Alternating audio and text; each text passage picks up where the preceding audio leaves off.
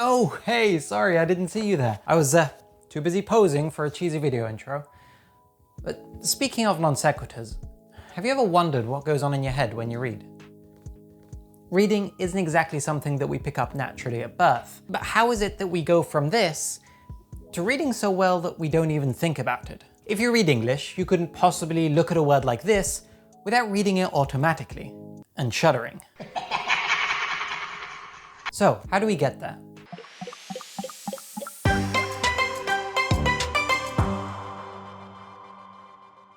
Reading holds a very special place in education. It is the gateway drug to all other types of learning. Going from learning to read to reading to learn is a pivotal moment in a child's life, and one that I hope to reach one day.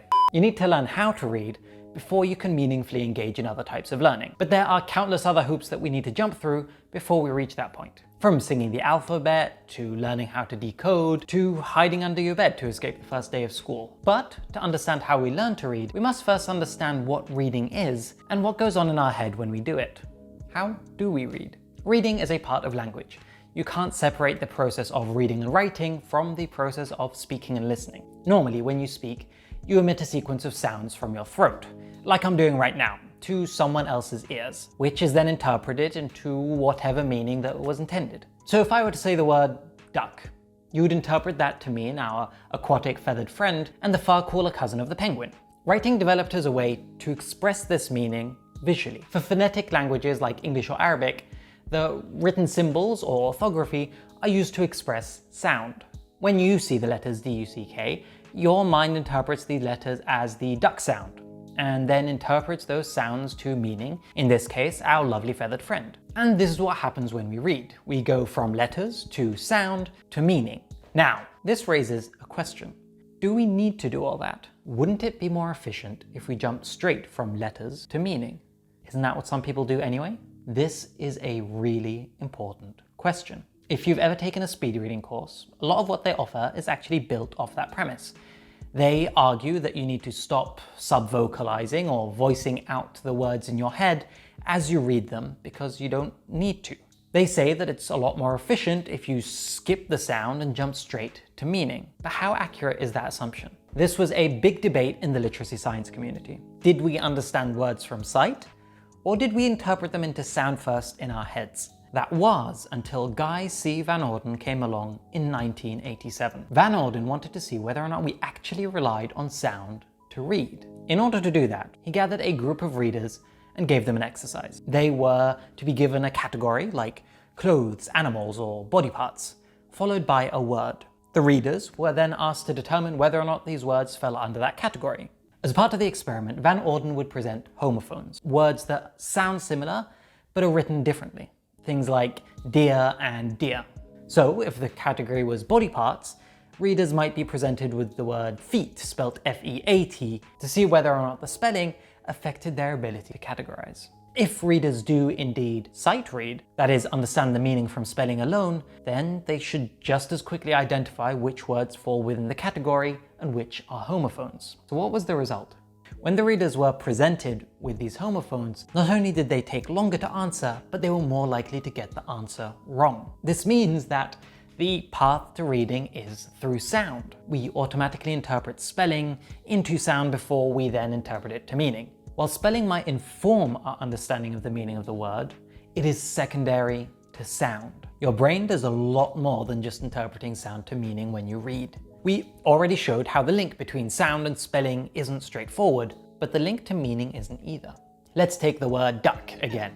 If I screamed the word duck at you, you would feel very differently if we were, say, near a pond, or if you saw a frisbee hurtling towards your head. Similarly, homophones, like losing your patience or losing your patience, make spelling the difference between upsetting someone and really upsetting someone. In these cases, spelling and context were used to help us understand the meaning. So if we turn to our golden triangle of reading, we'll see that the relationship between these three pillars is a lot more fluid and complex than it originally seems. And it gets even cooler. We typically think of reading as very passive. You scan the sentence, understand the words, and interpret the meaning. But reading is actually a much more involved process. Your eyes constantly jump back and forth on the page, piecing together the information and furthering your understanding of the topic. So if you read the sentence, he hid behind the igloo in fear of the marching penguins, your eyes might jump back just to confirm that he was, in fact, afraid of a flightless bird. Or it may scan the previous sentence to remind you of who the pronoun he was referring to. But your brain does something else that's pretty cool. Take a look at this word. You might not know what this word is without me revealing the last letter, but you could probably hazard a guess. Firstly, you already know that the last letter is not going to be the letter A or any other vowel for that matter. Few words in English actually have 3 consecutive vowels, and when they do, it's not usually in this order. You might not know why you know this, but you do. You also know that it's not going to be the word ream or reef. Even though both of these are technically words, they don't come up in conversation all that often. Lastly, you might figure that while real and rear are potential guesses, the subject of this video points to one answer: read. You're able to do this through probabilistic reasoning, and your brain does this all the time. It is always trying to predict what's going to come next when you're reading, and not just with letters, but with words, sentences, and the information it's digesting. Based on the millions of words and sentences that you've heard, read, or spoken, your brain has created a model of how language should be structured.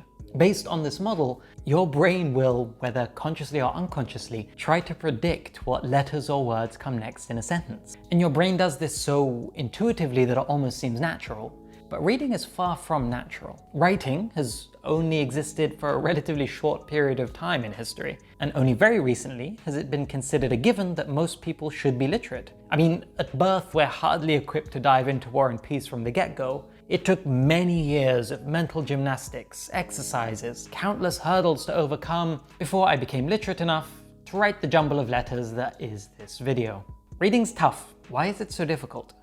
The book A Man Without Words and the documentary of the same name tell the story of Ildefonso, a 27-year-old man who was born deaf and was never taught any kind of language. Susan Shaler, his sign language teacher and the author of the book, spent weeks trying to teach him basic sign language, but without much success.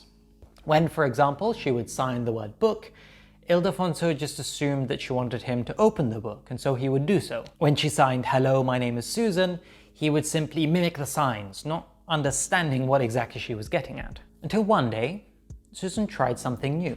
She pretended to act both as student and as teacher. She would stand up and hold a picture of a cat and show the hypothetical student what the sign for cat was. Then she would sit down and pretend to be the student and act surprised and interested, and then point to that cat and sign it. Then, one day, something clicked in Ildefonso's mind. A switch turned on, and he realized something that had been eluding him for 27 years. An assumption so basic that you don't even remember learning it. He pointed to the desk, and Susan would sign desk, so he would repeat it. He pointed to the door, and she did the same. At that moment, Ildefonso realized for the first time in his life that things had names.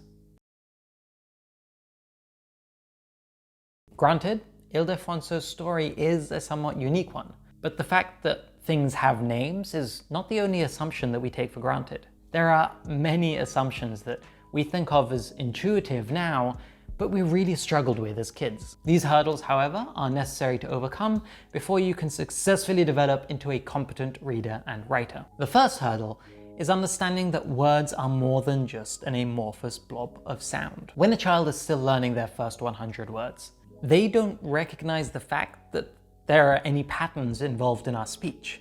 They don't yet understand that book and baby share a sound in common. To them, words like cat or cheese are just noises, much like the ringing of a telephone or the buzzing of the alarm clock. The only difference is that these are associated with a meaning, while the latter are just associated with existential dread. Getting children to understand that language is a repeating set of sound is a major step towards literacy. They can't understand the letter B until they've understood that there is a B sound in the language we speak. This is why rhyming games are so important. It's crucial that a child understands that cat and bat have the same ending, because it helps them understand that the words we speak have shared sounds, structures, and patterns. Once the child has grasped this concept, they're ready for the second hurdle, understanding that these letters match up to sounds. It's a bit of a mental leap for a child to understand that these sounds that they've just learned can also be expressed via letters, meaning you can somehow say the same words you're speaking but through writing squiggles down. This is exacerbated by the fact that these letters are pretty much random. There's no reason why the letter A should make the sound. You could, in theory, switch up all the letters and their sounds and still have a working alphabet. Kids don't know this, which is why I was able to convince my little brother that this is how you spell his name. Think of it like this. Imagine if I were to tell you that all the letters of the English language will now be expressed with different shades of red and purple. This shade here is the letter B, while this one here is the letter K. Imagine trying to differentiate the different shades when trying to read a word like book or subscribe. The frustrated questions you might have, like, why are the shades so similar? Why couldn't we use different colors? Mirror the children's questions about the alphabet. Why can't the letter E be written with more than 3 arms?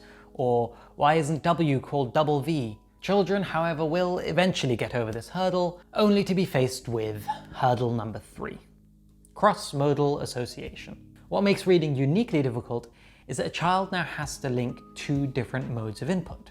They need to now learn how to interpret visual cues into auditory ones, which is quite the feat of mental gymnastics. If you want to wrap your head around how difficult this is, try learning Braille. Learning how to translate one type of sensory input, in this case touch, into another is similar to the experience that children have to go through when learning how to read. How do we learn it?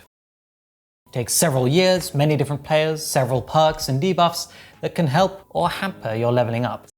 Simply put, however, there are 3 things that need to work together in order to become a competent reader. Number 1, instruction. This one's somewhat intuitive. Children aren't born readers, they need to be taught. This includes formal instruction, like a teacher walking them through a curriculum, but also less formal, like a sister pointing out words to her younger brother, or showing off the fact that pterodactyl has a silent P. Number 2, exposure. While going to a school for those who want to read good and do other things good too is crucial for reading success, it is only one part of the puzzle. The tip of the iceberg, if you may. So much of what we learn is actually unconscious. For example, without having seen any of these words before, you could probably tell me which one of them is a real word. You're able to do this because subconsciously you've learned that in English the letters KC don't appear together in that order, and TR only occurs at the beginning or middle of a word, not at the end. And there are hundreds of rules just like this that you don't know you know. I'll give you another one. If you're a native English speaker, you'll know that blue big beautiful ball is incorrect, but beautiful big blue ball is correct. But you probably don't know why. Non-native English speakers are actually explicitly taught that adjectives need to be in the following order. And these are only some of the rules that your mind has formulated from reading and hearing so many words, phrases, and sentences. Your mind has created a statistical model based on all the data it has gathered, and so much of this happens unconsciously. It is crucial, therefore, that children be exposed to as many texts and uses of language as possible. From classroom discussions to storybooks to science textbooks. Your brain is a big data machine, and you need big data in order for it to do its job well. Number 3, practice. Lastly, passive learning isn't enough. Practice is just as important as exposure and instruction. Practicing writing, reading out loud, reading quietly, discussing what has been read. Targeted practice for students struggling with specific concepts. Practice is the last of the 3 pieces that hammers down what's learnt in the first 2. These 3 components aren't mutually exclusive either, but are codependent and overlap greatly. But all 3 need to work together in order to create a competent and good-looking reader such as yourself. Much of the material used in this video I actually learnt from the book Reading at the Speed of Sight by Mark Seidenberg. A fantastic and entertaining read that delves deeply into the science of how we read.